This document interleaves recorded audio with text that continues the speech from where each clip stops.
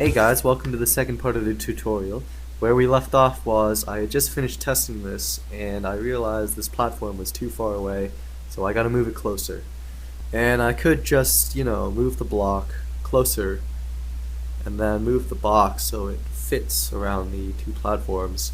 But there's a problem with this, and that is the box becomes misaligned from the grid. So resizing this hollow box is not what I want to do here. And if I just move up a bit, you'll see that there's a gap between the platform and the back wall, and that is just a bit sloppy. So I'm just going to Control Z back to the original setup and show you a better and faster way to move that platform closer. The best way to do this is to use the vertex tool, and I can bring that up by hitting Shift V, and it'll go to this state. If you hit Shift V a bunch of different times, it'll toggle in between states. And what I want is where just the corners have the white squares. And what the vertex tool allows you to do is move around corners and sides or the whole block. And so if I select the corner and just move it around, that manipulates the block and it keeps the corner aligned to the grid, which is what I want. And I'm just gonna put it back and Shift S to get back to the normal selection tool. It's kind of a confusing tool to use at first, and I would recommend looking up other tutorials specifically on this tool, as I'm not going to go into too much detail over it. So to illustrate the usefulness of this tool, I'm going to go back to the box around the two platforms. So as I showed earlier, if I resize this box, it will become misaligned from the grid. So what I can do is use the vertex tool, Shift V, and there are all the white squares indicating the corners. And if I select one side and move it around, you'll see that I can move it anywhere and the corners will still be aligned to the grid. So what I want to do is move the wall and the platform closer to the other platform. And I can bring the other platform into the vertex tool mode by holding Control and selecting it, and there it is. So now if I, oh whoops, that unselected the other corner. So now if I select all of that, and then just move it closer, you'll see that I can move it closer and it will still stay aligned to the grid, and that's what I want. And believe me, this is a lot easier and faster than any other method. And now I'm just going to clean this up a bit. I didn't like how big it was, so I'm going to make it smaller. So Shift V, select it, shrink it. That looks a bit too short, so let me just erase it. Shift S. Now I'm going to select everything and then move one side so it's more narrow. And there we go. Shift S again. And now I'm going to center the player spawn on top of the center of the block. Remember, the center of the block is indicated by an X, so I'm just going to move the player spawn over that X. There we go. And now I want to compile it again to test it if it's good now. So run map or F9. And now it's compiling.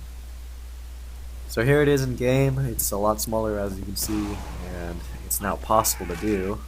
So that's good enough.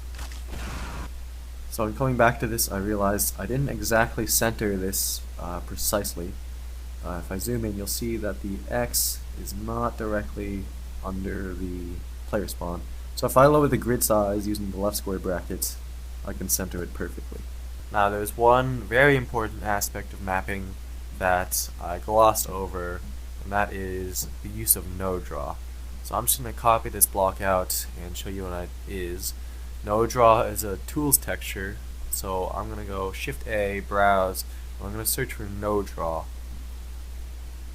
And there it is, that's what I want, nodraw. Apply, and now this texture is applied to the block. Nodraw is a texture that can greatly speed up compile time if used correctly. How it does this is that the compiler will skip over any face of any block that is textured with nodraw in terms of lighting, so it won't run the lighting aspect of the compiler on anything that is textured with the nodraw texture. So what you need to take away from this is that you should texture everything that is not visible with nodraw. That's how I do it, that's how most people do it, and it's just a simple way to optimize your map and greatly speed up compile time. So that means, in the case of my level here, I should apply the nodraw texture to the appropriate places. In this case, the box should have nodraw on the outside. So I'm just going to go to nodraw, here it is, and apply. And now this will apply it to everything, including the inside. So I just want the inside textured with my dev, so I'm going to go to browse, dev, and choose the blue one again. And then if I just right click, that will apply it to a single face. And there we go. I'm just applying it to the inside.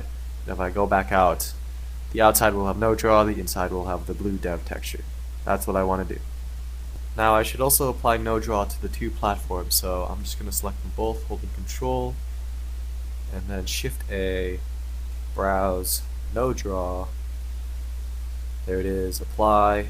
That'll apply it to every side of both platforms. Then dev, here's the red one. And I just want to apply it to the visible faces.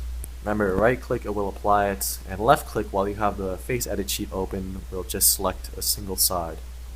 So there's one thing I just glossed over, and that is that the textures I just applied are not aligned.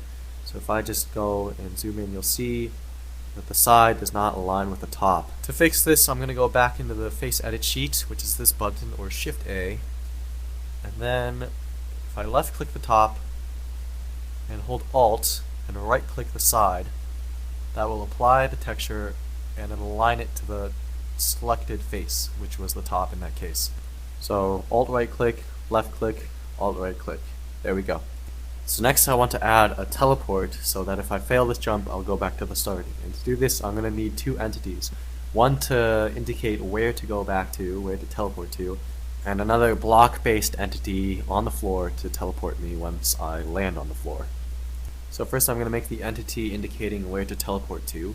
So I already have the basic setup here with this player spawn. If I just make a copy holding Shift and just dragging it out, that will make a copy. And then double click, this will bring up the object properties. And then I'm going to search for teleport, and you want the info teleport destination and then apply. So I just changed the entity from a player spawn to an info teleport destination. And now you give it a name, a unique name, and I'm going to call mine level 1 beginning. And then apply, and that's basically it. And now I'm just going to center this. So lower the grid and then move it down. And there we go, now it's centered. So now I need to make the block-based entity that will cover the floor. So when you fall on it, you'll teleport and go back to that info teleport destination. So block tool, Shift B. I'm just going to make block covering the floor. There it is. And now I need to texture this with the trigger tools texture. So Shift A, browse, and search for trigger.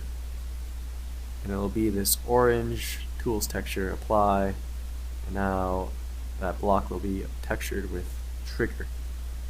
To make a block-based entity, you select it and then hit Control T, and that will bring up the object properties. And then it defaults to a func detail, but what you want is a trigger underscore teleport. So just search teleport, select it, apply, and under the remote destination field, you want to put your info teleport destination name. So level 1 beginning is what I called it. Then go to flags, clients, and then apply. And the client's flag will make sure that players will teleport. And if you're wondering why your teleport isn't working more often than not, the problem is that you didn't check the client's flag in the flags tab. Another important thing to make sure of is that your teleport destinations are at least 1 unit off the floor, because otherwise if they're directly onto the floor, you're going to glitch into the floor when you go back to that teleport location. If you ever played Jump Tholos, the last level, for instance, has this issue, and you get stuck in the floor when you teleport back to it. Next, I'm going to add a regen block to this room so you get HP and health regen. So I need another block-based entity, and I'm just going to copy this one by holding Shift and dragging. And then if you hit Control T, it'll give you this error because it's already an entity. And I say no, a new entity. And then I want to make it just a simple func regenerate. And then apply, and I believe that is it. Yeah, that's all you have to do. And then I'm just going to stretch this to fit in the entire room. So now this room has regen, which is basically like standing next to a resupply locker. Now I want to give some advice about the regen and teleport blocks. Just note that these don't have to be perfect. You shouldn't waste a bunch of time trying to fit these blocks so they're perfectly inside your room or perfectly covering the floor. For instance, I can just raise the bottom up because I know there's not going to be any need for regen underneath the teleport. Or I could move the block away from the wall a bit because the person can't fit in such a narrow space. And the height of the teleport block doesn't matter either, as long as they just touch it. That will be enough to teleport them back.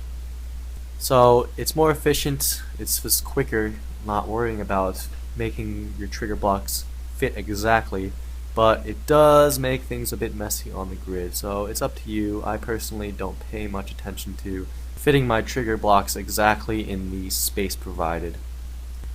Okay, so I just compiled it and here it is. You can hear the resupply locker as I'm getting regen.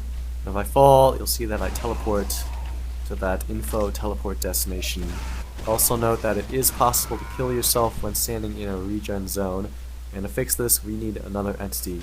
So the other entity we need is a trigger_hurt, so I'm just going to select this regen block, make a copy by holding shift once again, just dragging it, then control T, no, I want to make a new entity, and then I'm going to search for hurt, trigger hurt, and then you want to go to the damage and damage cap and give it a really high negative number. So negative 2000 will be fine, negative 2000 apply, and I believe, yeah, it already has the client's flag checked, so that's all you need.